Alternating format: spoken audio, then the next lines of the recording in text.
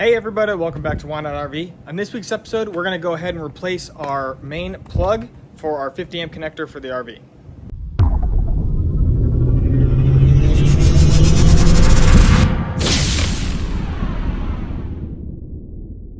Be sure to hit the subscribe button if you want to learn more and make less mistakes while RVing. Check us out online at whynotrvusa.com. We're also now on Patreon at patreon.com/whynotrv. And we have an amazing Facebook group that is growing very, very quickly. So come join us on Facebook. It's just Why Not RV under Facebook groups. But I'm going to put a link in the description below for all those websites. So there's a few reasons you might want to find yourself doing a project like this. Number one, your plug could just be getting worn out. The cable where the cable actually connects into there might be starting to come loose, and you might be able to see some wires. Or in my case, you might have where one of the prongs on mine eventually it had worn out and it snapped off. I went to go unplug one time from a campground and came right out came that prong, and I had to go to the hardware store and just find a basic one, cheap, quick, easy, just to get it. And now I'm replacing it with a nicer one that has a nice handle on it because as some of you guys know, having a handle on these things makes it a lot easier to pull them out of the connector sometimes, because a lot of times those 50 amp connectors are super tight, super strong, and that plug is really in there good. So I'll put a link in the description below to this one on Amazon. It has a foldable handle. Most of the ones that I found have like the three little ribs on the back or an actual handle, and I don't like those because when you go to close an electrical cover, generally those handles stick out enough to where the cover doesn't close all the way. I don't like that. I like for it to close all the way, make sure no water can get in there. So this foldable handle makes that possible. So let's get this project started. First, we need to go ahead and disconnect the actual RV. So I'm going over my breaker panel to cut the breaker off. Now that the breaker's off, we can go and unplug our old one. So this is the old one that I got, again, just at a hardware store down in southern Louisiana. I did not do a very good job putting it on. I didn't have a lot of time.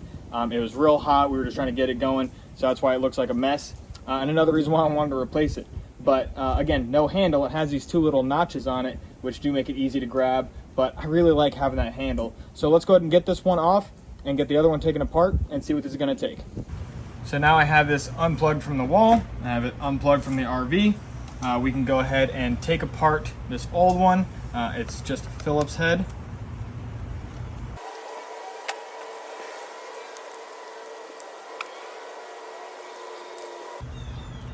Glad I'm replacing this. Thing is already corroding. It's only been a very short amount of time. So let's go ahead and finish taking this apart.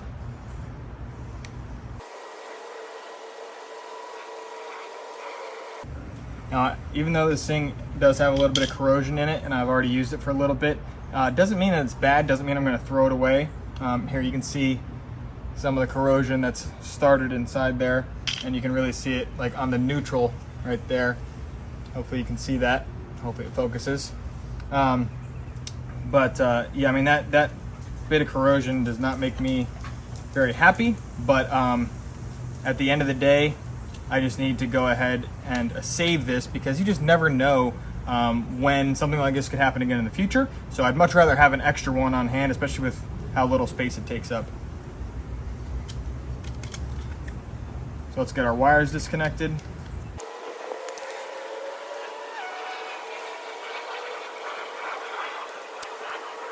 Okay, now this is disconnected. I am going to go ahead and just put it back together just so that, again, I can save it and make sure that, just in case I need it in the future, I have an extra one. Again, these are pretty cheap. I think the one I just got here on Amazon was, I can't remember exactly, $12 maybe, 12 or 13 bucks. So they're really, pretty darn cheap, and just a good little part to keep on hand because you just never know when you might need it. Boom. So now we're gonna go and keep that. Let's get this one open. So now the new one, you can feel the build quality is better.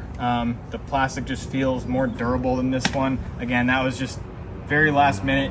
I just needed something. Of course, you have your California Prop 65 warning here, so make sure to pay attention to that.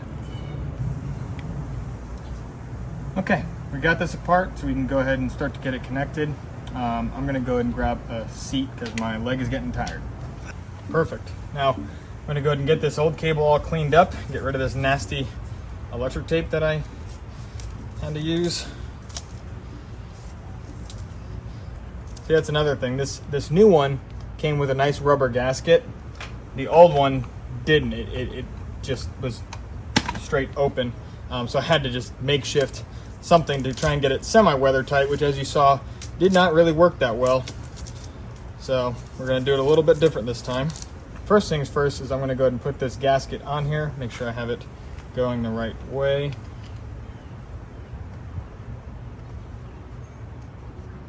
And that slides in that way. So let's go ahead and get this in here. Also going to clean up some of this insulation and cut back some of this stuff.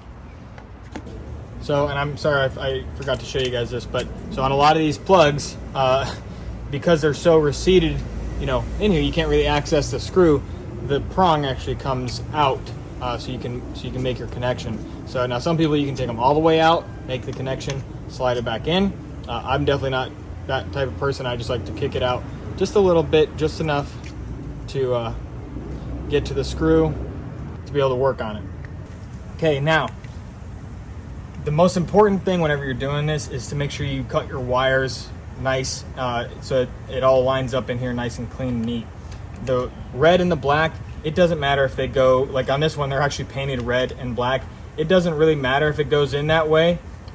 It can go in the exact opposite. The red and black are just to show you the two different legs of 120. Some cables do have two black wires, and that's perfectly fine. So just so you know, the red and the black are the exact same type of wire. They're the 120 volt wires, and they can go on either one of the plugs.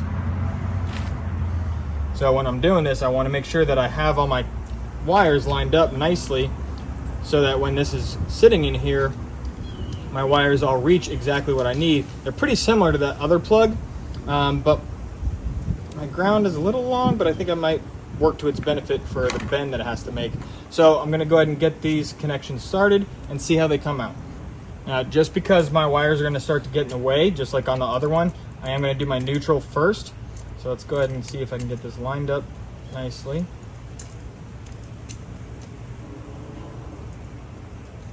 So that my gasket is sitting in there nicely. My neutral's sitting in there. Let's go ahead and get this angled up right. It looks pretty good. So let's get this nice and tight. Bend these other wires out of the way just for a second. All right, that's good. My neutral is nice and good. Let's get my black 120. See, this is where it's really good that these are easy to manipulate, because I can move them out to get everything lined up properly.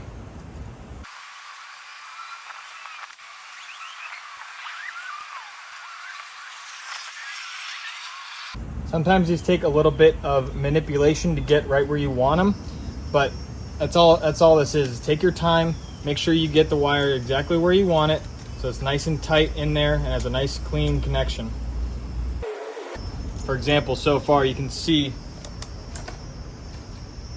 my 120 here and the neutral are nice and tight. No wires are sticking out, you know, they're not dangling out everywhere. I have barely any copper showing top and bottom. That's what you want. You want as minimal as possible, but a nice clean connection on the actual, you know, prong and screw itself. So let's go ahead and get our ground ran up here.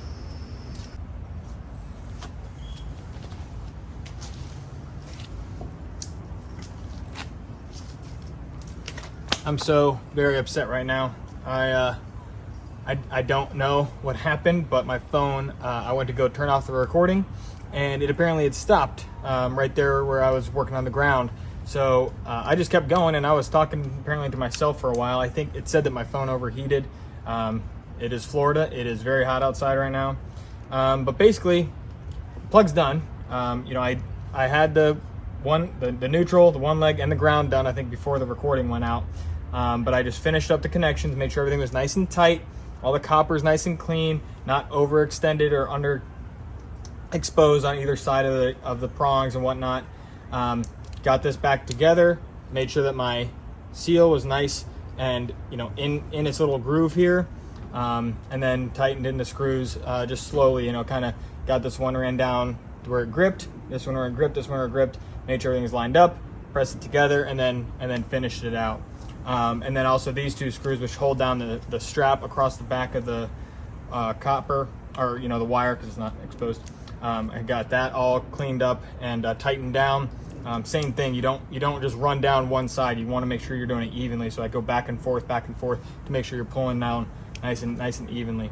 But now I got a nice new grip and handle on my 50 amp cord.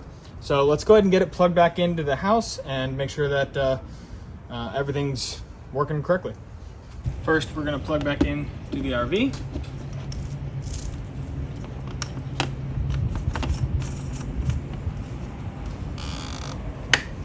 Now we can plug our nice new plug into the outlet.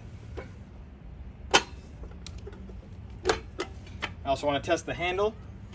Oh yeah, it's nice. Definitely like it.